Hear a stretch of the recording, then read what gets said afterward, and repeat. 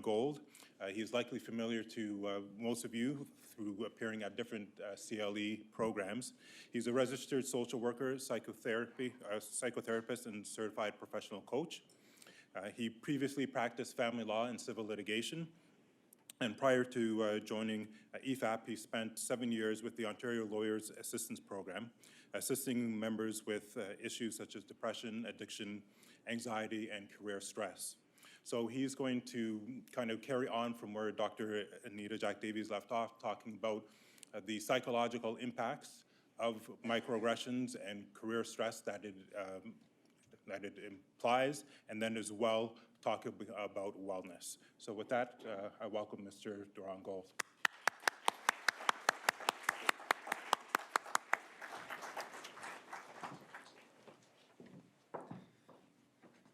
Good evening, everyone. Thank you for having me. I start by declaring that I am not a person of color.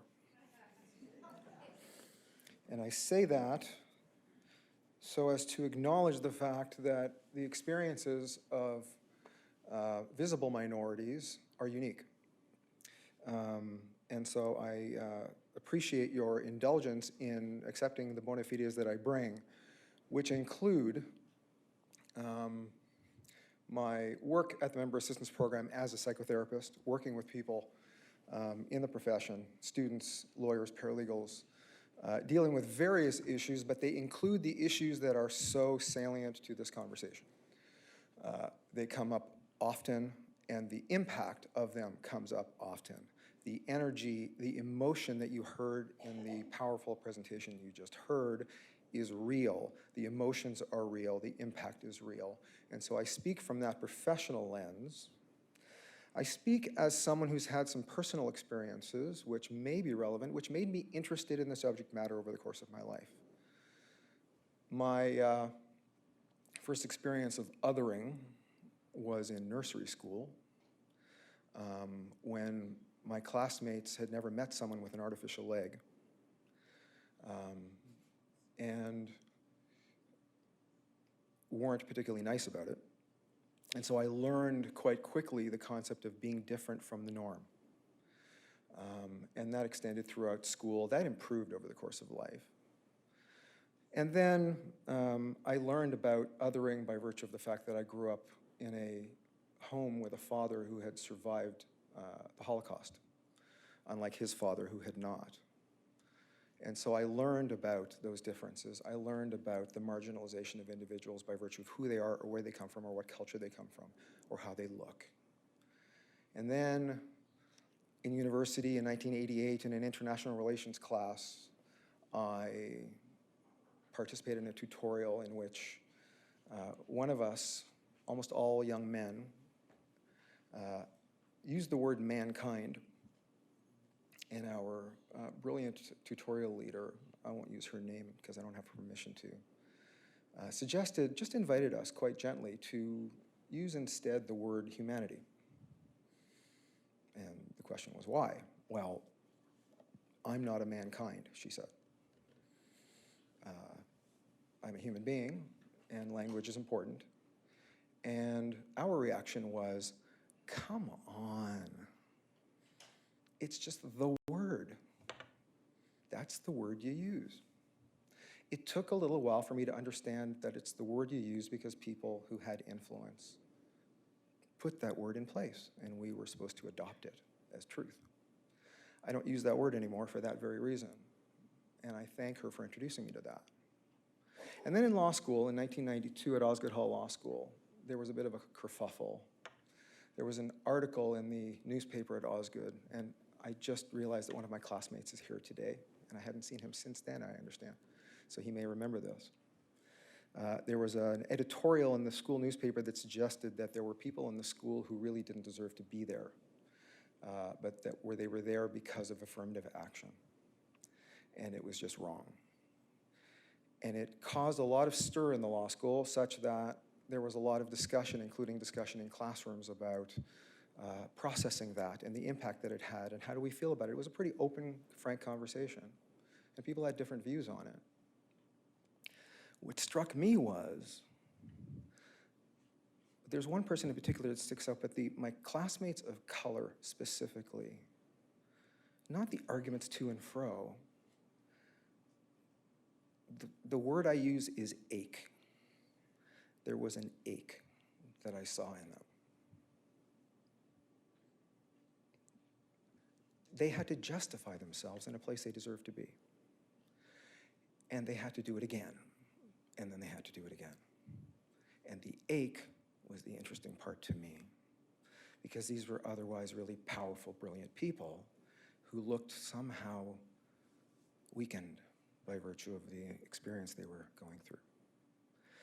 And it stuck with me because if I had one of those sort of soft-hearted, by virtue of the way I grew up, it kind of stuck with me. There's something to this visible minority thing. There is no hiding how you look. Now, I, in some ways, am a visible minority because I walk in with a bad hip and a cane and an artificial leg, and you're not going to miss me. You're not.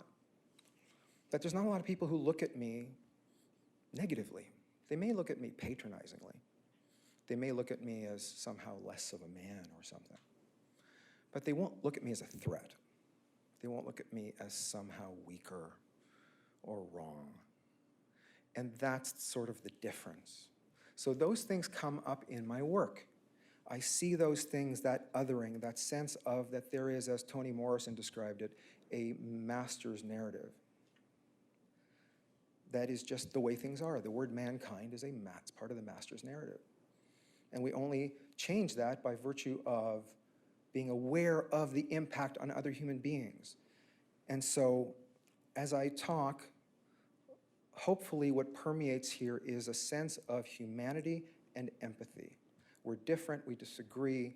I think most people have good intentions. I think most people who disagree with each other have excellent intentions. They're trying to be the best person they can. But some people don't understand other people. Some people aren't as empathetic of other people. And especially if you're in a position where you are already in a dominant position,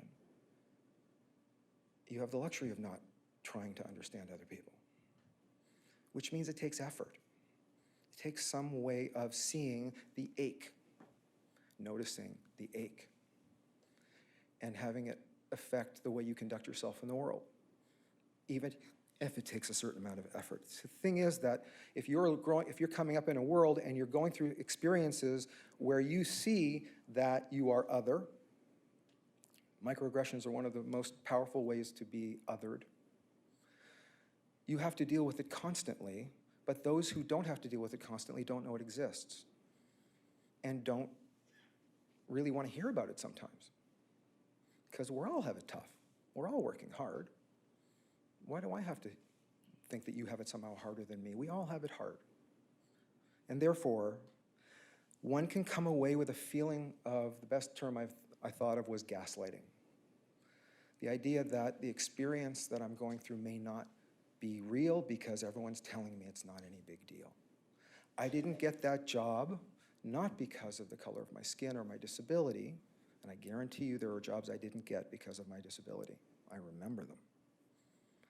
I didn't get that job because I'm not smart enough. I didn't get that job because they hired someone better earlier in the day. I didn't get that job because really competitive. And I don't know the truth. I don't know why I didn't get that job. But I have a sneaking suspicion, but I can't say it because it may not be that, and why am I being like that? It's a kind of gaslighting. Your reality is challenged and dismissed. And I'm here to talk about the psychological impact of that. Because as a therapist, I see it and I see the impact. And it's said that healthy lawyers are good lawyers. Lawyers who are not encumbered by many of these difficulties are better at what they do, which is better for the administration of justice. It is better for clients. And it's better for us.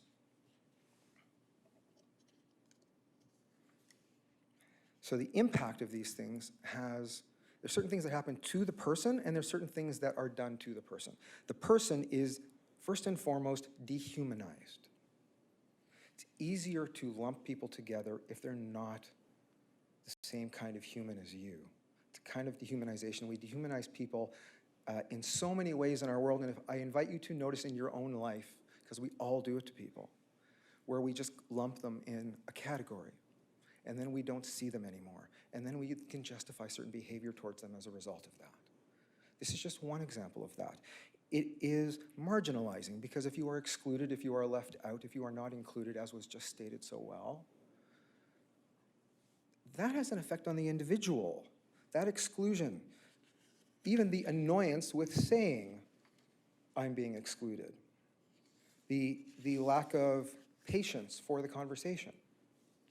Now, as a therapist, I focus a lot on attachment theory, on the idea that human beings were built to be attached to other human beings, that our sense of self is tied in with who we are associated with, who we are loved by, who we are comforted by. The best example I've seen is the idea of a baby clutching its mother's neck, holding on tight, feeling a sense of safety and belonging. That's why we couple up in marriages and in relationships, because we need to belong somewhere. We need to have a ride or die. We need to have someone who is ours, who loves us unconditionally for who we are. We attach. We need to belong to things. We need to belong to groups. I looked at my grandfather's old pictures from Poland for the turn of the last century. They took a lot of pictures of groups. This group and this association and this committee, they bundled themselves up into committees and groups a lot, and then they took pictures of themselves in those groups, because it's a place to belong. Belonging matters to us. It affects our sense of self. I see it every day in the people who were abused as children, who doubt their sense of belonging, their sense of being lovable, and therefore they spend their lives seeking it, but doubting it's possible. And then if you're coming up in a world where the world is reminding you, you don't entirely belong here, you are, and I'm going to use this word on purpose, traumatized. Trauma is injury. It imprints itself on a person. And then, if your experience is that it occurs over and over and over, you are re-traumatized.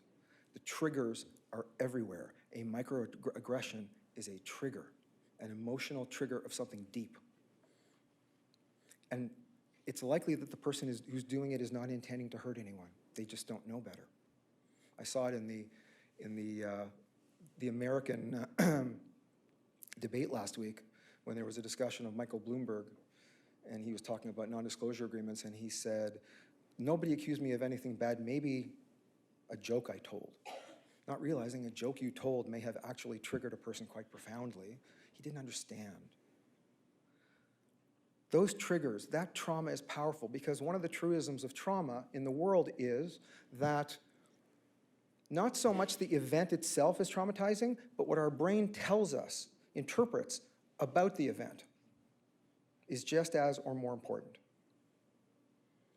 Is our brain telling us there's something about this that is particularly bad, that is particularly an attack on myself? And what is the impact on me? Well, the impact on lawyers, I mean, the statistics recently, separate from issues of diversity or microaggressions or othering, just lawyers generally recently were studied in the United States by the Hazelden Betty Ford Center, studied about 10,000 lawyers. The incidence of depression was approximately 28%, about 4 to 5 times the general population. 19% anxiety, again, about 4 times the general population. 20.6% addiction. That's lawyers from every walk of life. It's already a stressful profession. It's already taking its toll. It already is a profession that needs a program like the Member Assistance Program, where you can go and talk through these things and get support and realize you're just a human being, and sometimes we go through hard stuff. Layer on top of that those microaggressions which were spoken of, those exclusions, that othering, so that you are not just a lawyer and it's tough, you're a lawyer and it's tough, and it's even more tough if you're not even getting to be a lawyer because you can't get a job because of very specific things. Or because you're being reminded about you're lucky to be here. That induces our stress response. And our stress response makes us unhealthy. It affects our ability to be well. It affects our immune system. It affects our ability to sleep well. It affects our mood. And so what do? We see notably high levels of depression, notably high levels of anxiety. And addiction is particularly interesting because addiction in part is about coping. It's a maladaptive coping mechanism, but nonetheless, it is about coping. And so when you are already subject to this, how are you going to cope? A lot of people are coping by reaching for substances and processes that give them some solace and some relief. And it ultimately makes their lives worse. And those are the issues that we deal with in our work at the Member Assistance Program. So what we try to do is help people deal with the world as it is. And the world as it is difficult, and there are challenges from various places in various ways. How do you take care of yourself when you're facing what is being faced in the conversation today? First of all, and I'm sorry if this sounds trite, I'm going to say it anyway, you have to take care of you in the most basic way. You have to eat properly. You have to avoid overuse of substances like alcohol or prescription drugs or other drugs. You have to sleep properly. Sleep is one of those things that we overlook and we consider as a luxury. I once had a law student studying for the bar exam tell me that if only I didn't have to sleep, I could get done all the things I have to do. We have to do the basic things. All of you, most of you, brushed your teeth this morning. That wasn't some kind of act of great discipline because you do it every day and have every day of your life since you were about 2. That's not, some impressive act of discipline. That's a habit you got into to take care of yourselves, and look, it's working. It's having a positive impact. So is making sure that you move your body and you exercise and you sleep enough at night. And I'll dovetail that into having social support. Because if we are attachment human beings, we need to have other human beings to attach to. People who are safe. Sometimes it's a colleague, and sometimes it's a friend, and sometimes it's a family member, and sometimes it's none of those things. Sometimes it's a group like CABLE. Sometimes it's a group like the Women's Law Association. Sometimes it's a group like SABA. But groups matter because they're places to belong when otherwise maybe you don't belong. They're places when you share experiences. It's like support groups that we set up so that people with similar lived experience can share with each other and normalize for each other. No, I'm not weak. No, I'm not having an anomalous experience. I'm having quite a usual experience, and you did too, and we can be kind to each other around that. And it allows me to feel a little less bad about that predicament I'm in. So social support from groups, from members of the community, from family, from clergy, those are all essential for getting through life, no matter what your life experience. And one of the kinds of support you can get is through our program. That was a smooth transition, wasn't it? You caught that, did you? We offer that support as well in different ways. We offer counseling for lawyers, law students, paralegal students, judges. So essentially, the moment you get into law school or paralegal school, you're entitled to use this program. And you are entitled to no-cost, completely confidential counseling with professional psychotherapists such as myself. I'm just one of a roster of extraordinary people that you can speak to across the province of Ontario. Short-term solution-focused counseling that allows you to focus in on the specific issues you're dealing with, normalize them, get perspective, get comfort, get a place to be yourself, non-judgmentally. And when I say it's confidential, I want to emphasize it's confidential. The Law Society and Law Pro fund this program, but they do not delve into what we do other than to get general statistics about the types of services we offer. We never share personal information. It would defeat the purpose of the program if we did that, and so we don't. It is a completely confidential service, and it is so powerful to go from living inside your own head with all of the stresses you're carrying around with you, and all of us have them, and thinking a certain way inside your head. I know I sometimes joke that a lawyer left alone with his or her own brain is a dangerous person, because there's such nimble brains, such powerful brains that can take tiny bits of information and spin them out into potential catastrophe in the absence of another opinion or another perspective, which is why talking to someone like a therapist is so powerful, because that person is there to support you and offer you perspective and offer you no judgment whatsoever, just rooting for you and helping you get to a better place. We also have a different kind of social support called peer support. It's unique to this program. I work for Homewood Health, and Homewood Health, I don't believe, does this for anyone but the legal profession. It is members of the profession, paralegals, lawyers, law students, who have been through their own challenges and who have come back to us and said, I have experienced what it's like to be supported through difficult times. I'd like to now support a colleague. And we vet them for appropriateness for the role, and we train those who are appropriate to the role, and we have them on a roster, much like the Coaching and Advisory Network has a roster of people available. Our roster is full of lawyers, law students, paralegals who are available to be paired up with, to just go have a cup of coffee with and talk. And then they will be a person who understands in some measure what you're going through, because we will match on the basis of the issue you're dealing with and where you live and your gender and your sexual orientation and your culture. And as many affinities as we can find, we will find, so that you're sitting across the table or on the phone with someone who gets it. That lack of judgment is so powerful. Why? Because we lawyers are really hard on ourselves and really self-judgmental. And we project that judgment onto most of the people that we meet, such that, why would I talk to anyone else? They're going to think I'm just as much of a loser as I think I am. Why would I subject myself to that? Except what you get usually is, when you talk to someone who's compassionate, you don't get that judgment back. You get kindness. And it's a little jarring when you're expecting someone to judge you and not be kind. It's quite powerful. I would venture to say potentially more powerful than counseling, because it's a human being, it's a peer, it's someone like you, and you're sitting across from them and you're just getting A, the compassion you weren't expecting, and B, they are modeling recovery. They are modeling that it can get better, that life can get better, and they will be there with you through that. Those are just two of the things we offer, along with all kinds of other supports, nutritional counseling and new parent support. It's a wide array, and if you see us downstairs, I'll be sitting at the table for the map. We have laid out on the table all the different other services that are available. It doesn't cost a thing. It's there because the profession that is healthy is a profession that is good for the administration of justice. And it's good for our hearts. It's the right thing to do. You are not alone. You are supported. I hope you will avail yourselves of that support, and I'm honored by your invitation. Thank you.